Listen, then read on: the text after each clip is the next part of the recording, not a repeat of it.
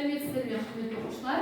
Бүгінгі біздің сабағымызда басқаша форматта өтетін боламыз, яғни дебат форматында өтетін болады. Дебат, яғни бұл пікірталас ойыны, солай ма? Бүгінгі сіздерге берілетін қарар бұл палата сандық технология адамзатқа да пайдалы және қоғамға да пайдалы деп санайды деген тақырып сіздерге беріліп отыр. Бүгінгі біздің ойынға қатысушылар, яғни парламент тобы және оппозиция тобы қатысып отыр. Бүгінгі біздің ойынның шарттарымен таныстыратын болсақ, 3 спикер, бірінші спикер, оппозиция тобының бірінші спикері Асылгүл, екінші спикері Амина, үшінші спикері Назым. Парламент тобының бірінші спикері Ерасыл, екінші спикері Марғұлан, үшінші спикері Айгерім. Олай болса, ойынға дайынсыздар ма? Қарарға дайындалу үшін сіздерге 1 минут уақыт беріледі.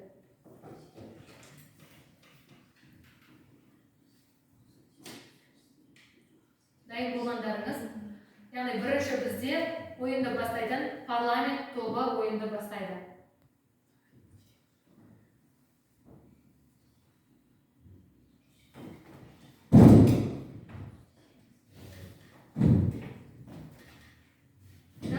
Оппозиция парламент тобына назар аударып отырыңыздар. Берілген мәліметтерді мұқият тыңдап, соларға қарсы пікір айтып, сұрақ қоя аласыздар. Насыр, басыңыз. Сізге 1 минут уақыт беріледі. Сандық технология дегеніміз. Сандық технология дегеніміз қазіргі таңда Қазақстанда технология процесі дамыған, және де сонымен көп адамдар қолданады, және де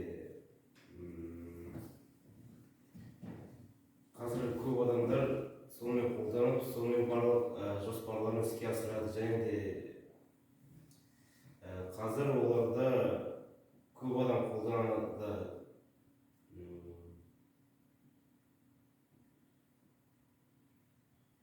Сіздің топ, яғни сандық технологияны қолдайды, солай ма? Насыр. Рахмет. Пікіріңізге оппозиция тобының бірінші спикері Асылгүлге сөз береміз. Сандық технология дегеніміз бүгінгі таңда дамып жатқан онлайн сауда түрлері. Қазіргі таңда көп жерлерде қолданылатын, бірақ оның зияны да бар. Жақсы. Олай болса, келесі кезекте парламент тобының екінші спикеріне сөз береміз. Парламент тобының екінші спикері Марғұлан. Қазіргі кезде сандық технология өте қатты дамыған, соның бір саласы онлайн сауда. Онлайн сауда арқылы біз уақытты үнемдеп және ақшаны да үнемдей аламыз. Түрлі қосымшалар арқылы біз өзімізге керекті затты үйде отырып телефонмен өзімізге ала аламыз. Екінші оппозиция тобының сұрақтарыңыз бар ма парламент тобына? Сұрақ бар ма? Сұрақ жоқ. Олай болса, оппозиция тобының екінші спикеріне сөз береміз. Амина. Онлайн сауда зиянды, себебі алаяқтар көп пайда болуда. Онлайн картадан ақша шешіп, онлайн несиелерді рәсімдейді. Бұл бүгінгі таңда халыққа көп зиянын тигізуде. Халық өте көп зардап шегуде. Жақсы. Парламент тобы сұрақтарыңыз бар ма оппозиция тобына? Қабылдайсыздар ма сұрақты? Оппозиция сұрақты қабылдайсыздар ма? Иә, жақсы. Сіздер айтып тұрсыздар, ол өте зиян, өйткені адамның карточкасынан несие немесе рәсімдеуге солай болады дейсіздер. Егер адам өзінің безопасность, өзінің қауіпсіздігін алдыға қойып, олай өзінің неменесін, ол несие өзімен өзі ала алмайды ғой, адамға код келеді ғой. Если несие алғысы келсе, соткасына, карточкасына коды келеді, оның растайма жоқ па, адам ол ондай немене жынды емес шығар, ол я деп баса беретін, оған ол бірінші неменесін рұқсатын беру керек. Солай болады ғой. Телефонға код келеді, өзінің, мысалы, Каспий банкқа да өзіне нәрсе келеді ғой, қандай. Жақсы, оппозиция тобы қабылдайсыздар ма? Олардың сұрағын? Қабылдаймыз, себебі қазіргі таңда қабылдаймыз.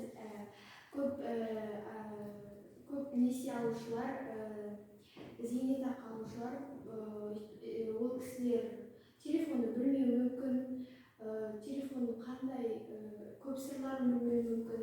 Ол кісілер сол себепті алданып қалуы мүмкін. Жақсы. Келесі спикерлерге сөз кезегін берейік. Келесі спикер бізде парламент тобының үшінші спикері Әйгерімге сөз кезегін береміз. Бұл сандық технологияның пайдасы бар. Және де менің екінші спикерім айтып өткендей, саудада адам өзінің көп уақытын үнемдей алады. Өзін мүмкін киім заказ берсе келеді, ол дүкенге барып, оның ақшаны шешіп алып, ол біраз уақыт кетеді ғой. Оған бір күнде жетпеуі мүмкін, кейде өзінің баласына киім, ол үйде отырып алып, Инстаграмнан немесе Алиэкспресс дейтін көп приложениялар бар ғой, содан заказ беріп уақытын үнемдеуге де болады. Интернеттен көп нәрсені білуге болады. Қазір кітапты оқуға болады интернеттен. Және де айтып өтті ғой, менің спикерім айтып өткенде солай уақытты біраз үнемдеуге болады. Өздеріңіз пікіріңізді қорғап болыңыздар. Жақсы, демек сіздер парламент тобы тиімді деп ойлайсыздар. Келесі сөз кезегі оппозиция тобының үшінші спикері Назымға беріледі. Сандық технологияның зияны өте көп, себебі сіздер екінші спикер айтты ғой, және үшінші спикер айтты, Инстаграмнан заказ беріп алуға болады деген. Ол кейбір парақшалар алдамшы болуы мүмкін, ал Алиэкспресс сондай дүкендерге келетін болсақ, кейбір киімдердің өлшемі келмей қалуы мүмкін, кейбір сапасы жаман болуы мүмкін. Және де сіздердің бірінші спикерлеріңіз сандық технологияны толық әрі дұрыс түсіндіре алмады. Ал зиянына келетін болсақ, қазіргі таңда көп алаяқтар бар. Екінші спикер айтқандай, халық көбісі алданып, қаражаттары өздерінің ақшалары өздерінің соңғы тиындарын алып отырғандықтан өздерінің ақшалары да жетпей алданып отырады. Сонымен сіздер онлайн сауданың зияны бар, өте көп деп қабылдайсыздар. Жақсы, рахмет ойындарыңызға. Олай болса, бүгінгі ойындағы екі парламент пен оппозиция тобының басымдықтарын айтып өтсем. Бірінші парламент тобының бірінші спикері, яғни ол сандық технологияны жаңағы оппозиция тобы көрсеткендей дұрыс жеткізе алмады пікірін. Және спикерлер өз пікірін білдіру барысында сөздік қорын, яғни терминдер, яғни орыс тілді кірме сөздерді көп қолданды. Олардың қазақша баламалары бар еді. Бірақ та олардың басымдықтары үшінші спикер көтере алды. Берілген сұрақ оппозиция тобын кішкене оппозиция үкіметін құлата алды. Бірақ бұны оппозиция үкіметі қабылдамағандықтан олар өз пікірін білдіріп, соңғы үшінші спикер оппозиция тобының басымдықпен жаңағы парламент тобының үшінші спикерін құлата алды. Демек, бізде бүгінгі ойында оппозиция жеңіске жетті деп есептейміз. Ойындарыңызға көптен көп рахмет. Сау болыңыздар. Сәлеметсіздер ме, құрметті оқушылар. Бүгінгі біздің сабағымызды бастамасы бұрын алдымен топқа бөлініп алсақ. Ол үшін маған ортаға мына жерге келіп, пазл әдісі арқылы, пазлдарды құрастыру арқылы топқа бөлінсек, ортаға келе қойыңыздар барлықтарыңыз. Кім бір суреттен алып, пазлдарды құрастыра қояйық. Кімде қандай сурет шығар? Барлығымыз бір суретті құрастырамыз. Жақсы.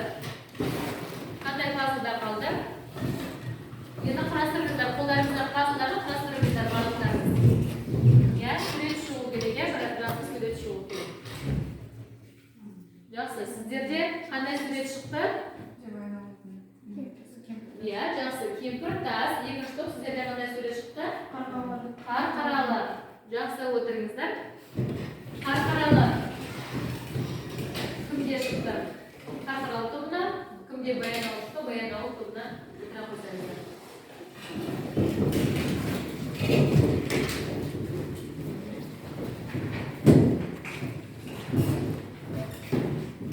Жақсы, Қарқаралы мен Баянауыл туралы не білесіздер? Бұл біздің Қазақстанның көрікті жерлерінің бірі. Солай ма? Баянауыл қай аймақта орналасқан? Павлодар облысында орналасқан Баянауыл ауданы. Бұл жерде қандай табиғат орындарын білесіздер? Жасыбай көлі, тағы қандай тауларын білесіздер, немесе жер атауларын білесіздер? Баянауылдағы демалыс орындары, кемпіртас, тағы Торай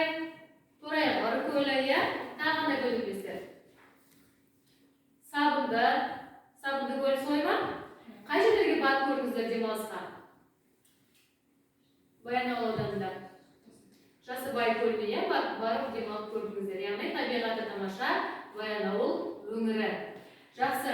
Енді сіздерге сабақты әрі қарай тақырыпқа шығу үшін мына бір музыканы тыңдасаңыздар. Осы музыка не туралы екенін тыңдап, қазір қандай ән екенін айтасыздар. Осы арқылы тақырыпқа шығамыз.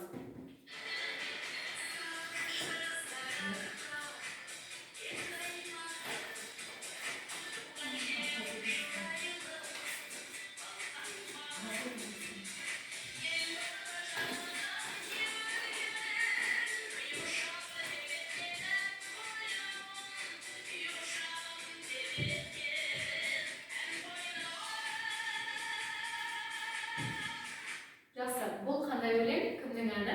Бағдат Сәмедина Сарыарқа. Жақсы. Келісесіздер ме барлықтарыңыз? Иә. Бағдат Сәмединова, Қазақстан Республикасының халық әртісінің орындауында Сарыарқа әні. Ал Сарыарқа деп қай жерді айтамыз Қазақстандағы? Қай облыстарда айтамыз? Сарыарқа жеріне қай жер жатады? Осы біздің орталық Қазақстан өңірі Сарыарқа деп аталады. Жақсы. Ал бұл Сарыарқаның бүгінгі біздің тақырыбымызға қандай байланысы бар деп ойлайсыздар? Яғни Мұрат Мөңкеұлының Сарыарқа толғауы. Жақсы. Алдарыңызда сіздерге Сарыарқа толғауы берілген. Қарасаңыздар, оқып, толғаумен таныса отырыңыздар. Бүгінгі біздің сабағымыздың мақсаты мәңгілік ел жалпы қоғамдық құндылығын және тіл мен мәдениетті көтеру және оқушыларға өзіне және айналадағы адамдарға құрмет көрсетуді табиғатпен және осы тарихпен байланыстыра білу болып табылады. Олай болса, сіздердің алдарыңызда Сарыарқаның жаңағы жырлану тарихы және оны зерттеген ғалымдар туралы мәліметтер берілген. Осы мәліметтермен таныса отырып, топта оқып, ақылдасып, келесі топқа ақылдың 6 қалпақ әдісі арқылы түсіндіретін боламыз. Сіздерге 2 минут уақыт беріледі. Топта бірлесіп оқып, жұмыс жасай қойсаңыздар.